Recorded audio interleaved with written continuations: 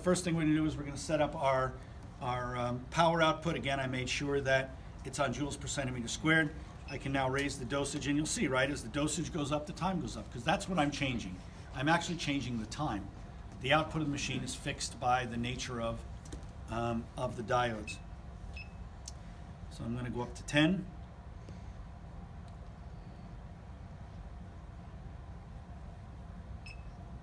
Come on, I'm back down.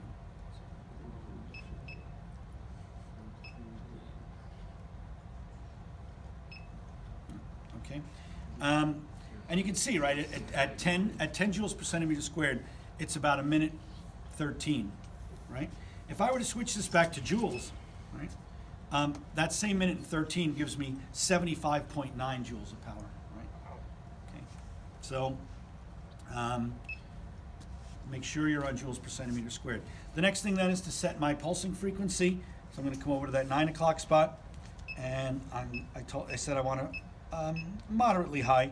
So I said 500 is the dividing line. So I would either go with 1,000 or, unfortunately, you can't go backwards. You have to go all the way around again.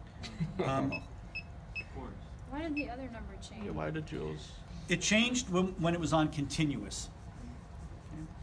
Okay. Remember yesterday I said that the with conventional pulsed lasers, right? Mechanical pulsed lasers like this, where basically we're flicking the light switch on and off, the duty cycle is fixed, right? The on time to off time. So when it's on continuously, we're getting the maximum power output. It's on all the time. When it's pulsing, it's going to be off part of the time, so the output's going to be lower. The reason it doesn't change as you go from frequency to frequency to frequency is because that duty cycle is the same, no matter how many times you pulse it. So whether I do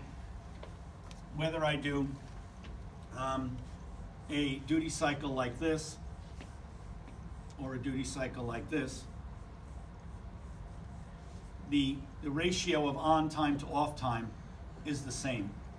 So the total power output is going to be the same once I start pulsing it. Whether I pulse it fast or slow, the duty cycle is the same. So that's why it changed when I went to continuous. For those that did not notice, we'll go through it again. So right now it's at 9, and I guess that's a good point. Maybe we should set the frequency first because it dropped down, right? So when it's on continuous, it's 10, but as soon as I drop the frequency down, I start to increase the pulsing frequency, we lose 10%.